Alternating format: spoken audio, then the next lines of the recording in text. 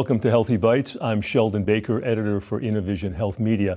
My guest today is Dr. Gina Nick. She is a pioneering naturopathic physician, product formulator, and thought leader in the fields of integrative medicine, cognitive health, detoxification, and hormone optimization. With over 2 decades of clinical experience and a passion for translating cutting-edge research into accessible solutions, Dr. Nick is the creator of Vitamin G Pixie Sticks, the first on-the-go glutathione supplement designed for children, adults, and athletes. She is also the host of the national radio show Get Healthy America, which airs on KRLA AM 870, The Answer, where she empowers listeners with science-backed strategies to prevent disease, enhance cognitive function, and build lifelong resilience. Her work has been featured on Fox News, Inside Edition, News Nation, and other media outlets. Dr. Nick, thank you for being here today on Healthy Bytes. Oh, it's a pleasure to be here. Thank you for having me, Sheldon. Indeed. So you have said many people don't realize that what they eat has a direct impact on their cognitive health. So what are a few simple dietary changes that could significantly improve memory, focus, and mental clarity? One of the simplest ways that I see is something called the Mind Diet. And I've spoken on the Mind Diet for years, but there was a recent study that came out looking at over 90,000 people. So this is pretty solid science backing this very simple diet, where what the researchers found was if it's practiced over, say, a period of 10 years, and you're following it pretty well, not perfectly, but pretty well, it will confer a 25% decreased risk of Alzheimer's disease and cognitive decline. So that's significant. I don't know of many drugs on the market today that can have that level of an impact, Sheldon. And so it's where diet becomes so foundational to cognitive function.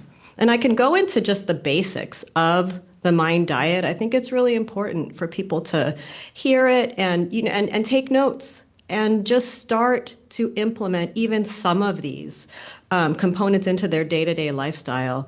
But I mean, that's a pretty significant benefit just from changing your diet. So I'll go into just some of the main steps. So number 1 is leafy green vegetables. So implementing, just consuming any type of leafy green vegetables 6 times per week, right? So most days of the week, leafy greens, berries 2 times a week, nuts 5 times a week. Again, if you're not allergic to nuts. Whole grains 3 times a week. Olive oil, using olive oil as your primary cooking oil in salad dressings and so forth. So making that your go-to oil in your house. Consuming fish, again, if you're not allergic, 1 time per week. Poultry 2 times per week. Beans 3 times per week. And then as important as what you're consuming is what you're not consuming. Just as important. And so you're limiting red meats, butter, cheese, sweets, fried foods. That's the basics of it. And if you go into nutrition and you get real deep into it, we can talk about consume organic produce and et cetera. But just following this basic diet with no parameters around organic, not organic, et cetera, conferred a 25% reduced risk of getting Alzheimer's disease. And again, this is looking at over 90,000 people. So I'm paying attention to this particular diet. And it's kind of a combination of the Mediterranean diet that we've heard about and the DASH diet, which is a diet specifically for reducing risk of hypertension. It's interesting, of all the foods you mentioned, you did talk about cheese, which is not good. I thought cheese, say for example on a keto diet, they allow you to eat cheese. And right. if you think about people in Europe, in France, they're drinking wine and they're eating cheese. Right. But you don't think that that's good. I didn't say that. But what I'm saying, I didn't say that. I'm all for moving to France and eating cheese and baguettes, right? And having that lifestyle. What I'm saying is, look, we know, here's the data on this mind diet, specifically as it relates to cognitive health. And again, it's something that most people can follow, right? It's a very doable diet.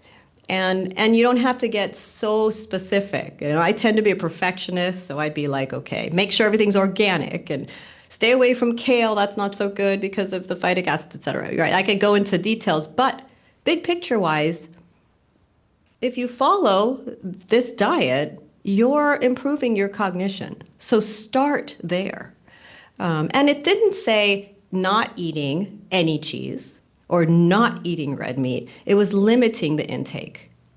So again, it's what you're eating is just as important as also what you're not eating and what you're limiting, consuming on a day-to-day basis. Well, thank you for setting the record straight. Thank you for setting me straight. So glutathione has been called the body's master antioxidant. Most people haven't heard of it. What exactly is glutathione? Why is it so essential for brain performance and resilience, especially as we age?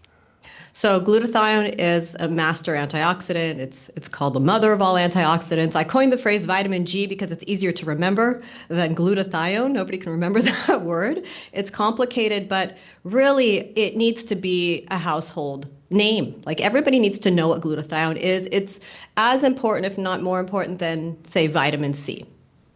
Why? Because, well, it's manufactured in every cell of your body, and it supports detoxification. It is one of your main detoxifying agents.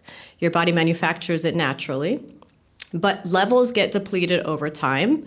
As we grow up, our levels decline naturally, but also as we're exposed to more and more toxins, like pesticides, right? We know that 90% of Americans have some detectable levels of pesticide in their urine today.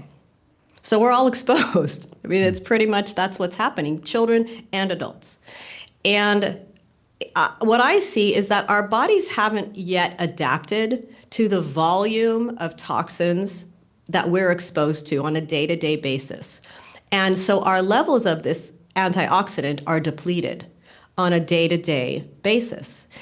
And why is that interesting for cognitive health? The brain is particularly vulnerable to exposure to toxins.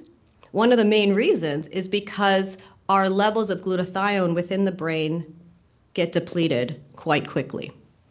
And glutathione helps to protect the mitochondria of our cells, the powerhouse of our cells, where energy is produced in the brain and all of our cells.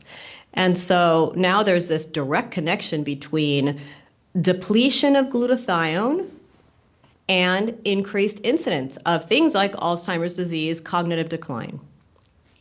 Big picture-wise, it's tied to neuroinflammation. Right? So as you have more inflammation in the brain due to exposure to toxins and due to a depletion of glutathione levels, you have an increased risk for cognitive decline. And it's a tripeptide. It's a combination of 3 amino acids. The body is under very tight homeostatic control when it comes to glutathione, meaning more isn't better. Right? So I'm not advocating for going out and getting an IV push every day next week, right? To maximize brain capacity. It doesn't work that way, right? Because when you consume glutathione, your levels of certain cofactors, certain antioxidants, other antioxidants like vitamin C and minerals like magnesium and the B vitamins get used up in recycling that glutathione to an active form in your body. So it starts out in an active form, and then toxins basically eat up the glutathione, right? It gets used up to help rid your body of those toxins, rid your brain of those toxins that lead to cognitive decline. And then there's like a recycling process that happens. And so you go from reduced glutathione to oxidized glutathione, and then the body in all its innate wisdom recycles back to reduced active form of glutathione. But again, it eats up other nutrients to make that happen. And so more isn't better. So it's about balance. It's about maintaining homeostasis balance and having a balanced level of glutathione day to day. because we're exposed to toxins day to day. And there's good data showing the connection between depleted glutathione, even in a 24-hour period, and a compromised cognition.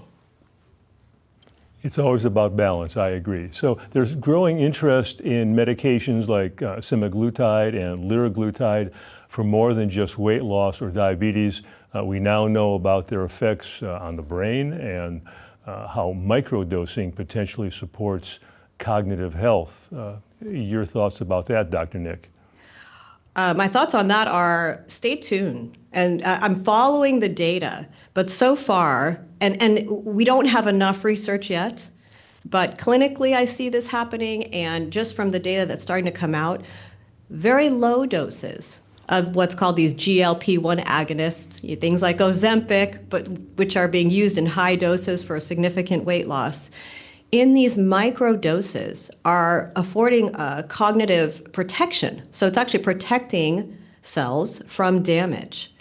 And so it's a real interesting topic. It's slightly controversial, but I'm keeping my eye out to see, what comes down the pike there, because while GLP-1 agonists have been advocated for blood sugar balance and weight loss, and there's pros and cons, and there's supplements that are supposed to mimic it, and all of that, I'm interested in the role that just very small doses of, and it is a peptide, of this peptide, what they're having on protecting the brain from damage, or also when there is brain damage, helping to repair that damage. So it's like an area that we don't have enough data yet, but I'm watching. So on a recent episode of Get Healthy America on AM 870, The Answer, you mentioned the importance of digital hygiene. Can you explain how our relationship with technology might be affecting our mood and attention and even our detox systems? Yeah, so there was recent research that came out. There was over 1,000 participants looking at the role that taking a 2-week break from, and this is not from like all digital technology, et cetera, but just turning off on your phone the ability to go online and the ability to get on social media. You can still text and call people, right? But everything else got shut down for just a 2-week period, Sheldon, led to reduced depression, reduced anxiety, more of a sense of well-being. And the question is, well, why? Why is that? Well, one reason is if you're not wasting time, I consider it wasting time. If you're not wasting time scrolling on Instagram and Facebook and all of that, then what are you doing? You're probably going to go back to picking up the phone and calling a loved one, calling a friend, making that true social connection. They found that people were spending more time outside, maybe listening to the sounds of nature, which was helping to regulate their stress hormones. It's so simple. It's so simple. But I was amazed that it was a 2-week break, right? And again, you're still using your cell phone, you're still exposed to the radiation, all those things, that we can get into, allowed for an improvement in well-being. And the issue of mental health in our country is a significant one these days. And if something as simple as, if I'm to prescribe to a patient, hey, take a digital hygiene, vacation for 2 weeks. That's my treatment for addressing this current issue with depression that you're facing.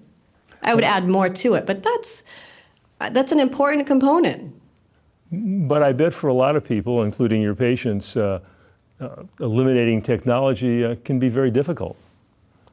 Extremely difficult. It's almost as difficult as when I put patients on like a 21-day detoxification program and I say to avoid all alcohol. It's like, what? All alcohol? Yes, all alcohol. Same thing, Sheldon. But when you start to experience the benefits, and it's one of those things, just try it.